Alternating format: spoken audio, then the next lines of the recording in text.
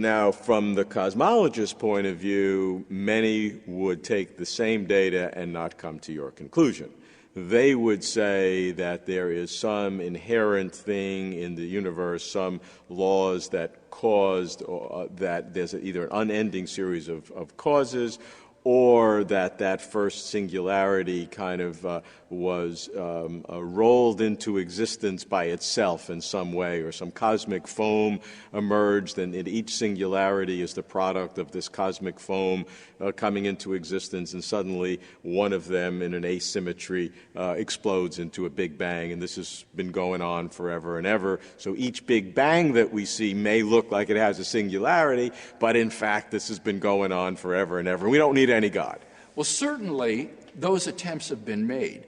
But in one sense, the history of 20th century cosmology has been the history of one failed attempt after another to avert the absolute beginning predicted in the standard Big Bang model. We've seen the steady state model, we've seen oscillating models of the universe, we've seen vacuum fluctuation models, chaotic inflationary models, quantum gravity models, most recently the so-called ekpyrotic cyclical models of the universe, all of these attempting to avoid the absolute beginning predicted in the standard model.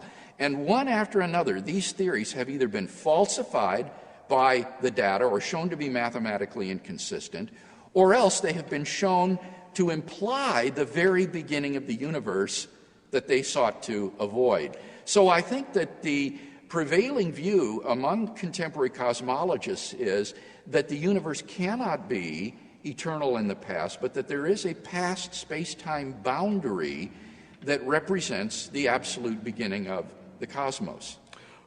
I think that some of those arguments would say, though, that you can't determine that this recent experience of a Big Bang is once you go beyond that, either a membrane, different dimensions, or some of these different theories could have oscillations before the Big Bang that we'd never have access to, and maybe that's non-falsifiable, but I don't think those are eliminated. Well, you're alluding, I think, there to Paul Steinhardt and Neil Turok's so-called brain cosmology, which is an attempt to exploit string theory to develop an eternally oscillating universe in higher dimensions. And they tried to extend this infinitely into the past. But what was discovered in 2003, in the fall of that year, by three cosmologists, Alexander Vilenkin, Arvind Borde, and Alan Guth, the father of inflationary cosmology, through their theorem, they were able to demonstrate that even these models cannot be extended infinitely into the past, but that there has to be a past boundary at some point that represents the beginning of the universe. So even these brain cosmologies and higher dimensional cosmologies, which are really very metaphysical in character, have been shown to be non-infinitely extendable into the past. That is to say that they must have a past boundary. So while the case is by no means open and shut, I mean, the very nature of science is that its results are always provisional. They're always tentative.